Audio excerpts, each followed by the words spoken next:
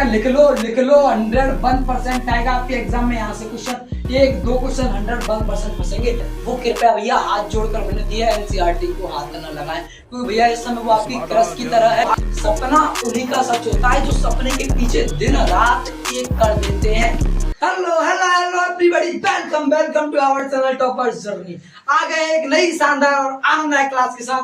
आज हम जानेंगे बहुत वेरी इजी टिप्स किसकी 95% प्लस स्कोर करने की। ठीक है, 95% प्लस स्कोर करने की वेरी इजी एकदम मस्त टिप्स जानेंगे, जिससे आप बहुत ही आसानी से, पता है, ऐसी स्ट्रेटजी बताऊंगा आपके लिए जिसे आप फॉलो करके 95% तो स्कोर करोगे। और वेरी इजी है, यानी आप ज्यादा नहीं कि ये कर लो वो कर लो, सुबह पढ़ना है, शाम पढ़ना, रात पढ़ना, दिन पढ़ना है, इतना कुछ नहीं करना है। आपको बस छोटा सा एक चीज है ओनली, वो करना है। जो चीजें मैं सभी सब्जेक्ट का एकदम क्लियर बताऊंगा। ठीक है, प्यारे भाई और बहनों, सबसे पहले हम जानेंगे किसका। सबसे पहले मैथ साइंस मेन सब्जेक्ट यही है, तो आ जाइए। सबसे पहले किसका जानेंगे भैया, मैथ। भाई इससे डर किसको लगता है भाई, कमेंट बॉक्स में बता दीजिए। कमेंट बॉक्स में जिस बच्चे को मैथ से डर लगता है और आज के बाद अगर डाउट रह जाए तो इस हमसे कह देना, ठीक है। रह ही नहीं सकता भाई, ठीक है। मैथ है भैया, अब मैथ में क्या करना है, मैथ की क्या इजी टिप्स है भैया। मैथ की तो बेस्ट स्ट्रेटजी बता दूं, मैथ की बेस्ट स्ट्रेटजी बता दूं जिसे आप फॉलो करो 95%, मैथ में तो 100% होगी। तो भाई आपको कुछ नहीं करना है, हाफ ईयरली एग्जाम के लिए आपको कुछ नहीं करना है। एक छोटी सी टिप्स है क्लास 10th वालों के लिए, 10th वालों के लिए है ये मैथ। पहले 10th वाले, 9th वाले आपको भी बताऊंगा।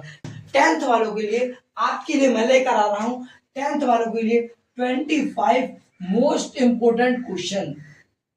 भाई ओनली भाई बस भाई आपको कितने 25 में, ज्यादा नहीं है, 25 क्वेश्चन है। आप हमारे चैनल पर जाकर बिल्कुल देख सकते हो।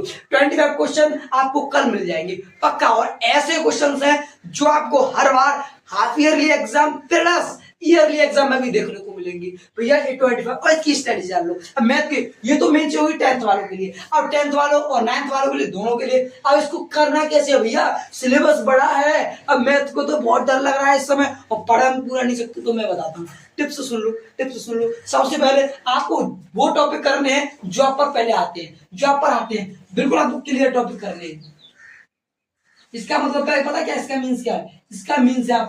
इसका मीन है कि आपको जो टॉपिक आते हैं, थोड़े आते हैं, उनको बिल्कुल क्लियर कर लो। पहला भाई, पहली मेन चीज क्या, पहली फर्स्ट ये समझना भाई। पहले जो टॉपिक आपको थोड़ा जैसा है, सबसे पहला चैप्टर लिया रियल नंबर, ठीक है। उसमें क्या किया, आपको जितना आता है उतना पूरे कॉन्सेप्ट को क्लियर करो।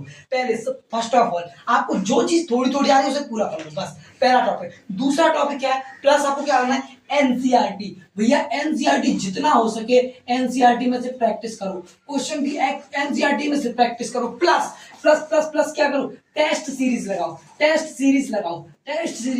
जितना टेस्ट सीरीज लगाओ उतना आपके लिए बहुत ही फायदेमंद होने वाला है। क्लियर हो गया। आपको मैथ में कुछ नहीं करना। 10th वालों के लिए तो मैं नहीं रहा हूँ, 10th वाली चिंता ना करें, लेकिन भाई 9th वाले भाई और 10th वाले दोनों सुन लो। आपको करना है क्लियर टॉपिक करना है, एनसीईआरटी प्रैक्टिस करनी है और प्लस टेस्ट सीरीज लगानी है, बेस्ट दोनों के लिए। भाई जो 9th वाले हैं उनके लिए पता क्या प्रॉफिट होगा, उनके लिए वो अगर उसमें आप पढ़ ले तो फाइनल एग्जाम में वो इतना तगड़ा फोड़ेंगे। उन्होंने ये अभी कर लिया, तो इस टॉपिक को समझ जाना बहुत मेन है। और 10th वाले तो फ्रेंड दो, क्योंकि 10th वाले अभी से इस चीज को समझ गए तो वो क्या करेंगे, ईयरली एग्जाम में 95% प्लस ठोकेंगे। ठीक है, तो चलिए ये आ गया, ये दोनों समझ गए। मैथ क्लियर हो गया, यहाँ से मैथ क्लियर हो जाएगा। पहले क्लियर टॉपिक करने, फिर एनसीईआरटी में से प्रैक्टिस करनी है और टेस्ट इतने ज्यादा हो सके टेस्ट लगाना। ठीक है, क्लियर। अब दूसरी मेन सब्जेक्ट क्या है, सेकंड मेन सब्जेक्ट साइंस। अब भैया इसका तो बता दो भैया, इसमें तो बहुत ही परेशानी आ रही है भैया, इसमें बहुत आ रहा है, दिक्कत आ रहा है। स्ट्रेटजी बता दो इसकी।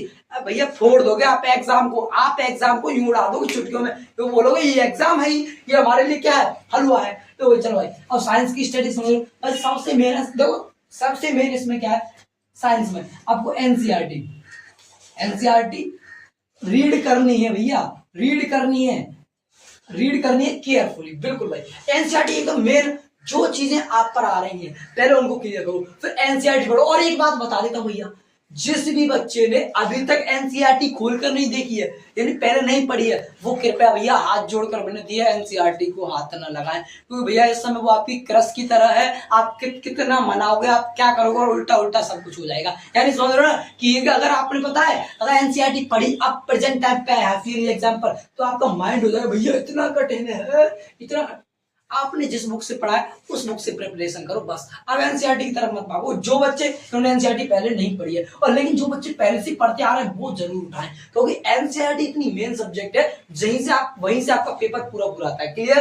तो भैया आपको सबसे पहले एनसीईआरटी, और दूसरा मेन क्या है, दूसरी मेन चीज आपकी टेस्ट सीरीज लगानी है। भाई आप तो टेस्ट सीरीज आपकी या तो आपकी बुक में होंगी, और बुक में नहीं तो आप तो ऑनलाइन बहुत टेस्ट मिल जाते हैं, बहुत क्वेश्चंस मैं आपके लिए मेन सब्जेक्ट तैयार कर दूंगा भाई, चिंता। और मैथ की एक चीज बता देता हूँ, मैथ के लिए आपके लिए सबसे मेन चीज है कि हमारे चैनल पर शाम 8:30 पर डे लाइव क्लास चल रही है। आप जाकर मैथ पूरा कर लीजिए, एनसीईआरटी मैथ। ठीक है? बिल्कुल भैया, ठीक है। और एनसीईआरटी मैथ हो गया। अब इस साइंस में क्या, पहले आपको एनसीईआरटी पढ़नी है भैया, फिर उसके बाद टेस्ट सीरीज लगानी, प्लस प्लस प्लस। समझ लो एक चीज और, एक चीज मेन चीज क्या है, मेन चीज आपकी क्या, आपको न्यूमेरिकल भी लगाने।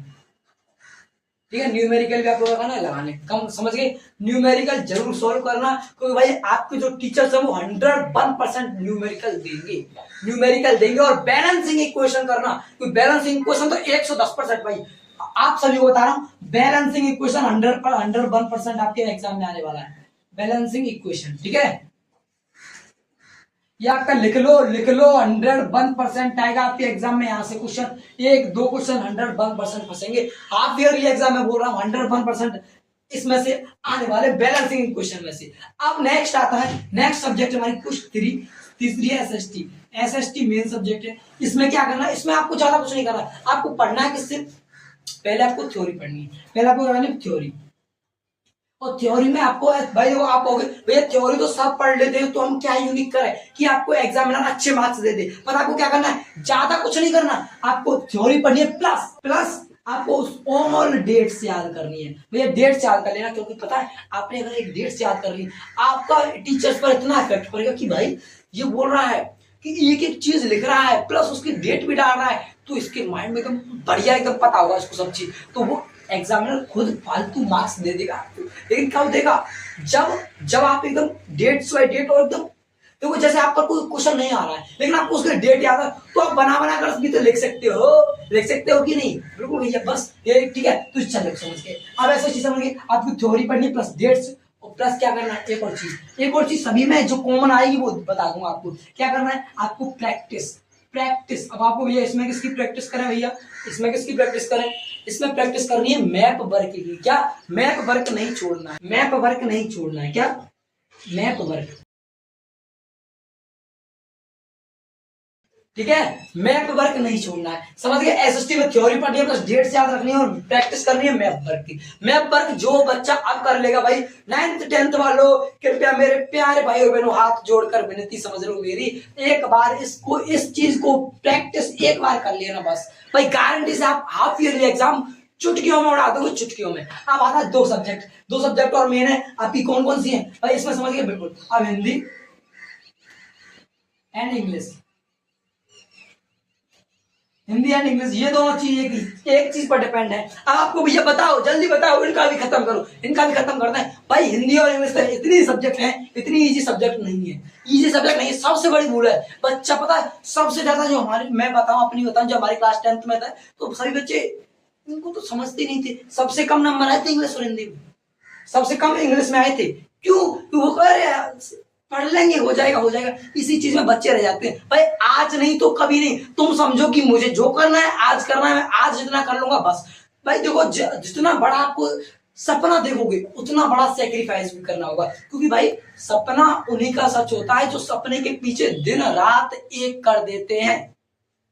नहीं तो आज अगर सबका सपना पूरा होता है ना, तो कोई भी एक भी बंदा इस दुनिया में मजदूरी न कर रहा होता। समझ रहे ना भाई? बिल्कुल भैया, आप एकदम समझदार लोग हो, एकदम इंटेलिजेंट हो, एकदम लेजेंड लोग हो, सब कुछ समझ रहे हो। बिल्कुल भाई, ये हो गया। अब आप देखो ये इंग्लिश हिंदी का क्या है?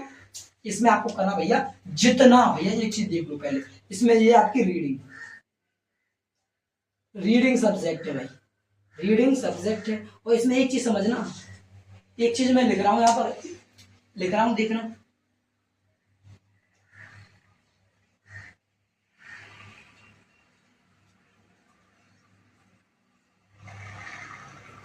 दम है तुझमें, दम तुझमें जितना है लगा दे। इन दोनों सब्जेक्ट में जितना तुझे करा दिया है पूरा रिवीजन कर दे भैया। जो बंदा हाफ ईयरली एग्जाम में बेस्ट स्कोर करेगा, क्या आपको लगता है कि वो ईयरली एग्जाम में रह जाएगा? बिल्कुल नहीं रहेगा। फाइनल एग्जाम में वो इतना तगड़ा फोड़ेगा। अगर जिस बच्चे 95% प्लस स्कोर कर दिया हाफ ईयरली में, तो वो क्या है पता है, ईयरली एग्जाम में इतना तगड़ा फोड़ेगा, इससे ऊपर लेकर आएगा। बस ये अब आपके ऊपर है, आप जितना मेहनत करोगे उतना फोड़ोगे। चलो भाई, मिलते हैं, आनंद आपको मजेदार वीडियो के साथ। तब तक के लिए बाय मेरे प्यारे भाई बहनों।